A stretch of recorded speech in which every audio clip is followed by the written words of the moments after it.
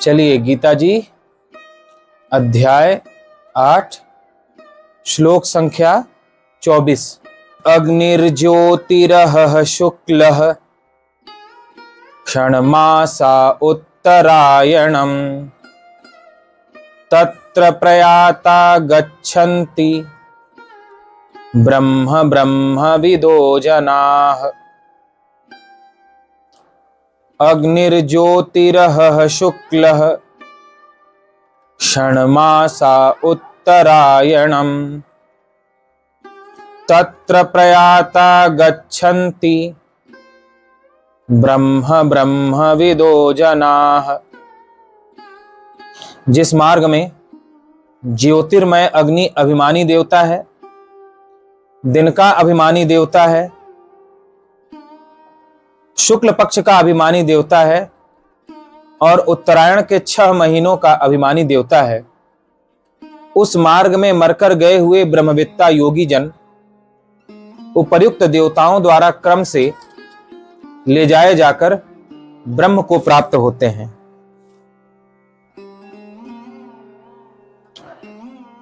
इन देवताओं का अर्थ कल बताया गया था। ज्योतिर्मय अग्नि अभिमानी देवता क्या है, दिन का अभिमानी देवता क्या है, शुक्ल पक्ष का अभिमानी देवता किसे कहते हैं और उत्तरायण के 6 महीने का अभिमानी देवता क्या है। इसका पौराणिक अर्थ और आध्यात्मिक अर्थ दोनों विस्तार से बताया गया था। कल जो व्याख्या की गई थी वह निर्गुण निराकार आत्मा ब्रह्म की उपासना साधना करने वाले साधकों के लिए की गई थी। आज भक्ति पक्ष से इस श्लोक का अर्थ हम देखेंगे। कल बताया गया निराकार उपासना में सद्गुरु पहला देवता है। बिना सद्गुरु के ब्रह्म समाधि तक नहीं पहुंचा जा सकता। अंतिम देवता कौन है? ब्रह्म समाधि ही अंतिम देवता है।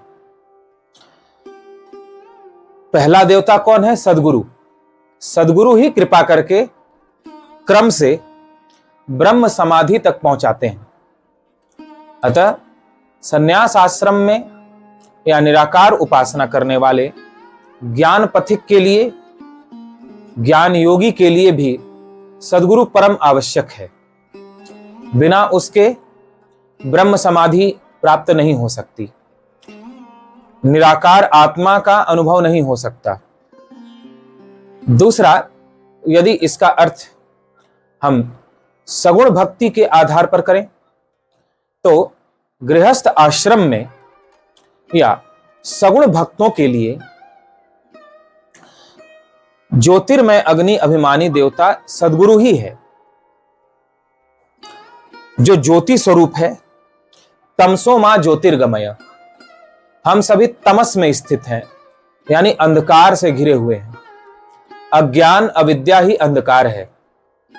जैसे अंधकार में स्पष्ट दिखाई नहीं पड़ता, उसी प्रकार अज्ञान का अंधकार, अज्ञान का तमस हमारे हृदय में है, इसलिए परमात्मा दिखाई नहीं पड़ते।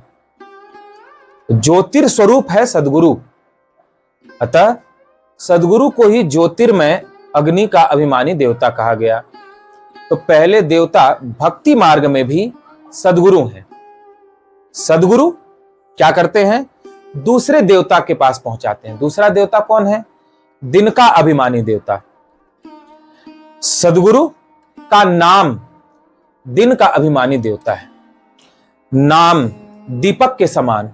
गोस्वामी तुलसीदास जी ने रामायण में कहा, नाम पाहरु दिवस निसी ध्यान तुम्हार कपाट लोचन निज पद जंतित।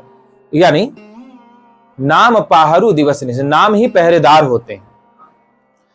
भक्त के जिह्वा पर सदा भगवान का नाम होता है, तो वह पहरेदार जैसा है।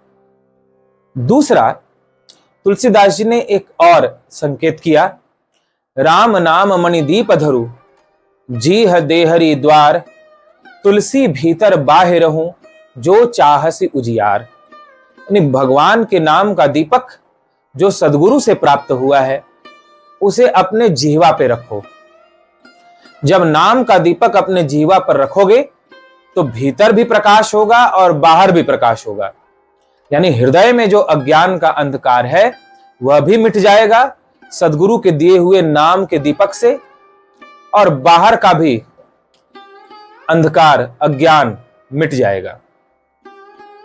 तो जो भीतर और बाहर उजाला चाहता है, प्रकाश चाहता है, उसे नाम का दीपक अपनी जीवा पर जलाना चाहिए।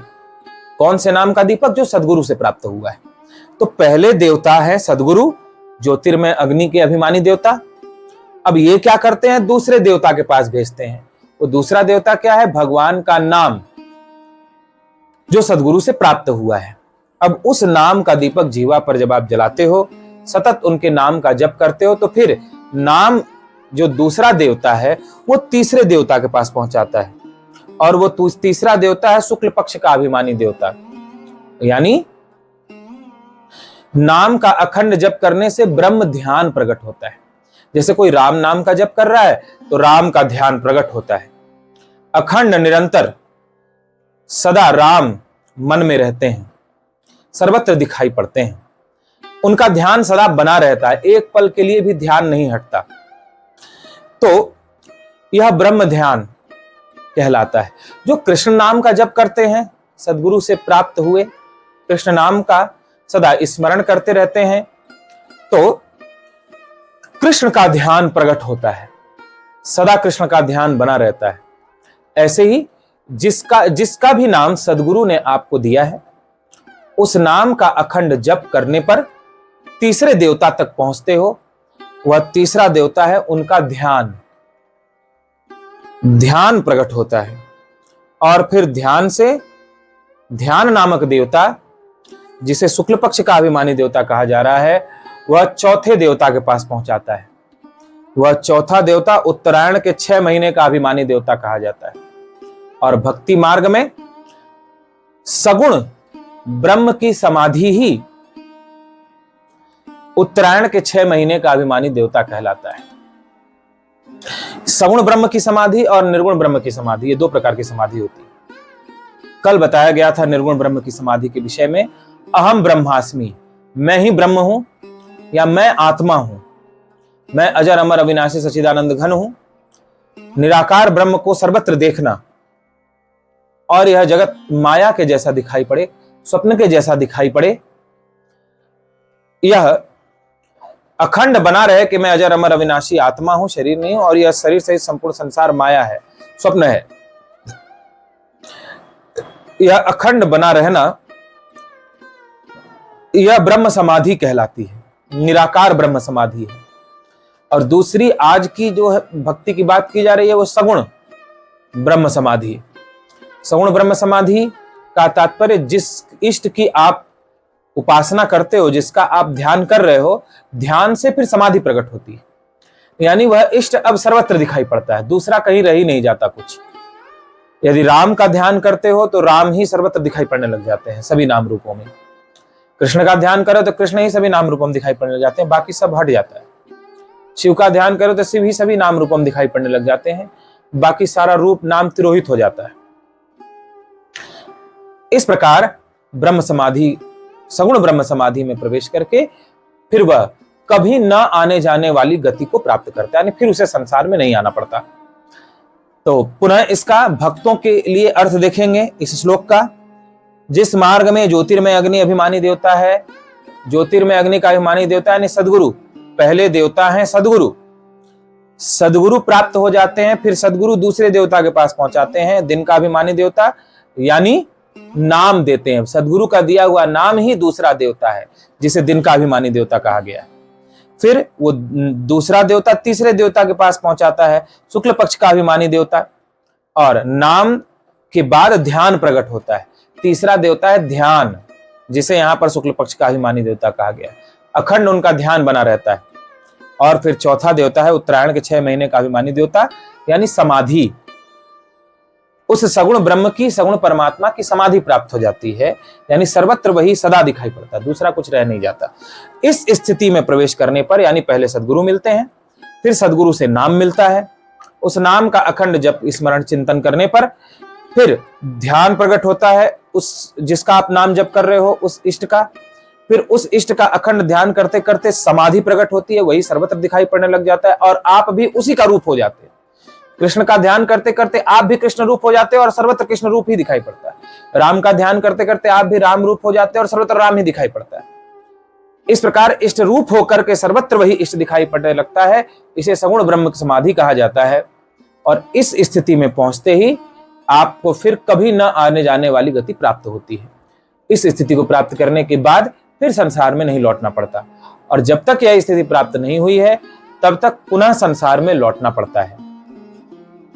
तो सार रूप में यदि हम इसका अर्थ समझें तो जो 4 देवता बताए गए हैं क्रम से, और भगवान ने कहा क्रम से पहला देवता दूसरे देवता के पास ले जाता है, दूसरा देवता तीसरे देवता के पास ले जाता है, तीसरा देवता चौथे देवता के पास ले जाता है, और इस प्रकार जब चौथे देवता तक वह पहुंच जाता है, वहां पहुंचने के बाद फिर कभी उसे संसार में नहीं आना पड़ता।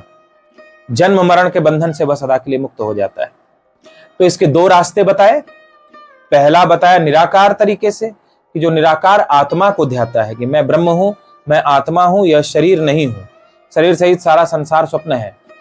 तो वह यदि यह ज्ञान योगी है, ज्ञान मार्ग से चलने वाला है, तो उसको भी पहले सद्गुरु मिलते हैं, सद्गुरु से ज्ञान मिलता है, सद्गुरु से के ज्ञान से ध्यान प्रकट वैराग्य प्रकट होता है, वैराग्य से फिर ध्यान प्रकट होता है, ध्यान से फिर समाधि प्रकट होती है, और वही अहम ब्रह्मास्मि मैं अविनाशी हूं यह सर्वत्र दिखाई पड़ने लगता है।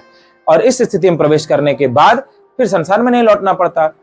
और आप जैसे भक्तों के लिए, गृहस्थ आश्रम के लिए, भक्ति पक्ष के लिए कहा कि सद्गुरु सबसे पहले प्राप्त होते हैं। सद्गुरु के प्राप्त होने पर उनसे नाम प्राप्त होता है। नाम प्राप्त होने पर तीसरा क्रम है, नाम का अखंड प्रीति पूर्वक जप करने पर आपको ध्यान प्रकट होता है, जिसका आप जप कर रहे हो। ध्यान प्रकट होने पर फिर समाधि प्रकट होती है, यानी आप उसी इष्ट का रूप हो जाते हो और वही इष्ट सर्वत्र दिखाई पड़ने लगता है। इस स्थिति में प्रवेश करते ही कि आप जिसका ध्यान कर रहे हो उसी का रूप हो जाओ और वही सर्वत्र हो जाए, फिर संसार में नहीं आना पड़ता, फिर कभी ना आने जाने वाली गति को इस प्रकार वह क्रम से प्राप्त करता है। ऐसा भगवान श्री कृष्ण ने हमें बताया। तो इस श्लोक का 2 भाव बताया गया। अब हम आगे के श्लोक पर कल विचार करेंगे। यहां तक यह बताया गया कि किस मार्ग से चलने पर या किस प्रकार से चलने पर फिर कभी संसार में न लौटने वाली गति प्राप्त होती है, कि अंत काल में कैसे शरीर छोड़ने पर फिर संसार में नहीं आना पड़ता। अब भगवान आगे के श्लोक में यह बताएंगे कि किस मार्ग से चलने पर फिर संसार में लौटना पड़ता है। किस मार्ग से चलने वाला फिर संसार में लौट आता है, फिर उसे जन्म लेना पड़ता है, मरना पड़ता है, वह कौन सा रास्ता है, इसका विस्तार भगवान कल के श्लोक में करेंगे, जिसे हम सब विस्तार पूर्वक श्रवण करेंगे। बोलिए गीता माता की जय।